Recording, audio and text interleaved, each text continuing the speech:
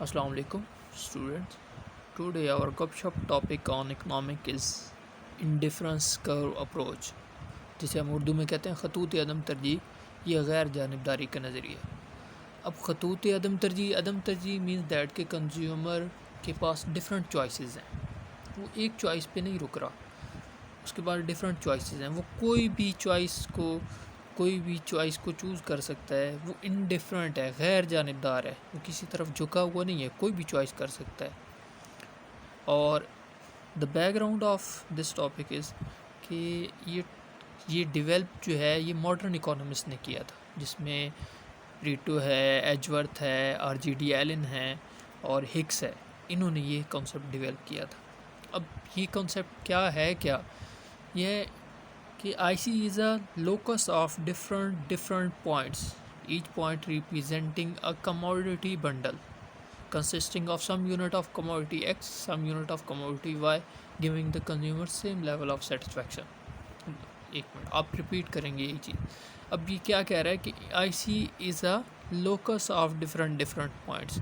Locus means that कि हम ये different points ले रहे हैं, इन डिफरेंट पॉइंट्स को अगर हम ज्वाइन कर दें तो ये हमारा क्या बन जाएगा, लोकस बन जाएगा। जैसे यहाँ ये डिफरेंट पॉइंट्स हैं, इन सब पॉइंट्स को ज्वाइन करने से जो कर्व बनता है उसको हम कहते हैं लोकस।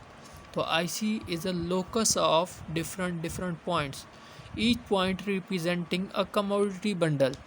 ये जो पॉइंट है, ये पॉइंट है, ये पॉइंट है, ये सारे के सारे पॉइंट्स क्या रिप्रेजेंट कर रहे हैं, कमोडिटी बंडल। अब बंडल की बात जब वहाँ आती है तो वहाँ एक कमोडिटी नहीं होती, जब एक से ज़्यादा कमोडिटीज़ होती हैं तो हम उनको कहते हैं बंडल।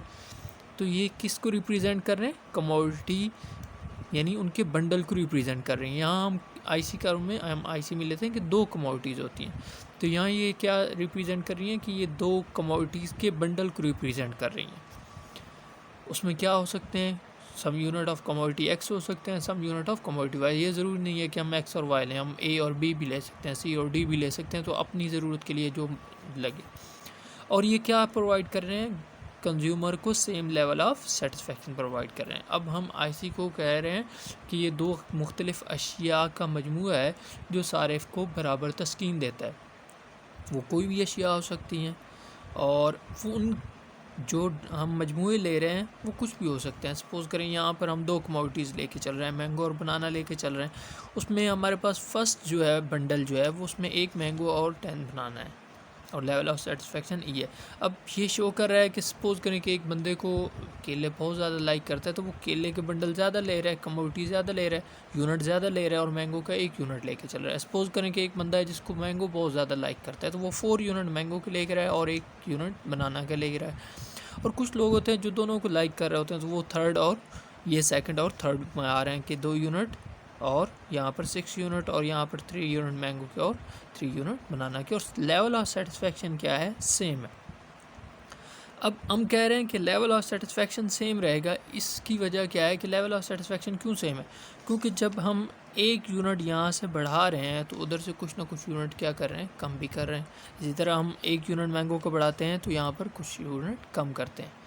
अब ये जो कम कर रहे हैं इसी को हम क्या नाम दे रहे हैं कि 1 यूनिट इजाफी लेने की वजह से 1 यूनिट यहाँ से कुछ यूनिट जो छोड़ रहे हैं उनको हम नाम देते हैं मार्जिनल रेट ऑफ सब्स्टिट्यूशन का। तो बात हो रही है मार्जिनल रेट ऑफ सब्स्टिट्यूशन, जिसे हम उर्दू में कहते हैं मुख्ततिम शरह इस्तिबदाल। मुख्ततिम शरह इस्तिबदाल क्या कहता है कि जब सारिफ क्या करता है, किसी एक शय की एक मिकदार बढ़ाता है तो उसे किसी दूसरी शय की जितनी मिकदार छोड़नी पड़ती हैं या फॉरगो करनी पड़ती हैं, उनको हमें सेक्रीफाइस करना पड़ता है to get an additional unit of one commodity, कि एक यूनिट बढ़ाने के लिए किसी दूसरी शय की जितनी मिकदार छोड़नी पड़ती है उसको हम नाम देते हैं मार्जिनल रेट ऑफ सब्स्टिट्यूशन का। तो यहाँ पर देखा जाए तो अगर हम IC कर्व ड्रा करें तो IC कर्व कुछ इस शेप में ड्रा होगा, जिसमें हम यहाँ X एक्सिस में कमोडिटी और Y एक्सिस में यहाँ पर हमने मैंगो लिया और यहाँ पर बनाना लिया। अगर फर्स्ट बंडल पर देखा जाए तो यहाँ पर A बंडल बन रहा है जिसमें 1 यूनिट ऑफ मैंगो है और 10 यूनिट ऑफ बनाना है। इसी तरह B बंडल है, उसमें 2 यूनिट ऑफ मैंगो और 6 यूनिट ऑफ बनाना है। इसी तरह C और D है। अब यहाँ पर मार्जिनल रेट ऑफ सब्स्टिट्यूशन क्या शो कर रहा है, अब मार्जिनल रेट ऑफ सब्स्टिट्यूशन हम इसी को हम IC कर्व की स्लोप भी कहते हैं। स्लोप कैसे निकाली जाती है, उर्दू में कहते हैं अमूद बटा कायदा। तो यहाँ पर अगर मैं बी कर्व की स्लोप निकालूँ तो यहाँ पर क्या है, बी कर्व ए से एफ और एफ से बी, ये हमारे पास अमूद, ए से एफ और एफ से बी, ये हमारे पास कायदा। तो ये हमारे पास क्या निकल रहा है, ये हमारे पास ये निकल रहा है 4:1। तो अब मार्जिनल रेट ऑफ सब्स्टिट्यूशन हमें क्या बता रहा है कि 1 यूनिट इजाफी लेने की वजह से आपको कितने यूनिट मैंगो की बनाना की छोड़ने पड़े, 4 यूनिट बनाना की छोड़ने पड़े। इसी तरह अगर हम सी पे आ जाएँ तो यहाँ पर हमने 3 यूनिट बनाना के छोड़े हैं to get an additional unit of 1 commodity. और लेवल ऑफ सेटिस्फेक्शन क्या है, सेम है। Any point on the same indifference curve provide a same level of satisfaction. IC curve के ऊपर रहते हुए आपको कोई भी बंडल चॉइस कर लें, चाहे ए बी सी डी, उनमें कोई भी प्रेफर नहीं है। चाहे वो ए ले लेगा तब भी उसका लेवल ऑफ सेटिस्फेक्शन सेम रहेगा, बी ले लेगा, सी ले लेगा, डी ले लेगा। तो हम कहते हैं any point on the same indifference curve provide a same level of satisfaction. अब ये आईसी कर्व की शेप ऐसे क्यों बनी है, डिफरेंट भी हो सकती है। अब इसकी जो आईसी कर्व की शेप बन रही है वो कुछ इस तरह बन रही है, कन्वेक्सिटी इसको कहते हैं, कि कन्वेक्स टू ओरिजिन है, ओरिजिन की तरफ है, ओरिजिन ये है उसका, तो ये ओरिजिन की तरफ कन्वेक्स होता है, बेंड होता है। जैसे हम फिज़िक्स में पढ़ते थे कि कन्वेक्स मिरर, कनकेव मिरर, तो ये कन्वेक्स टू ओरिजिन है। अब इसकी वजह क्या है, इसकी वजह है law of diminishing marginal rate of substitution of X for Y, जैसे उर्दू में हम कहते हैं कानून तकलील मुख्ततिम शरा इस्तिबदाल। अब ये लॉ क्या कहते हैं, this law state that as we gonna consume more and more of x commodity we need to forgo lesser and lesser of Y commodity to maintain the level of satisfaction.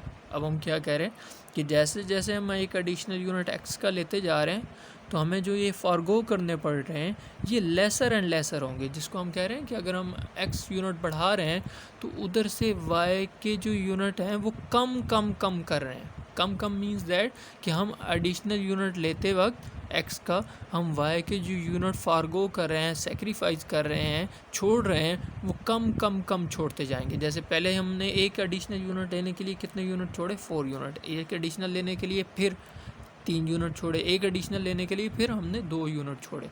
तो अब वो क्या कह रहा है कि जैसे जैसे as we gonna consume more and more of x commodity we need to forgo lesser and lesser, कम कम हम क्या कर रहे हैं, फॉरगो कर रहे हैं to maintain the level of satisfaction. क्यों, वजह क्या है, हम किस लिए ये कर रहे हैं, maintain the level of satisfaction. तभी सेटिस्फेक्शन लेवल सेम रहता है जब हम क्या करते हैं, एक एडिशनल यूनिट लेते हैं तो उधर से कुछ ना कुछ फॉरगो भी कर देते हैं।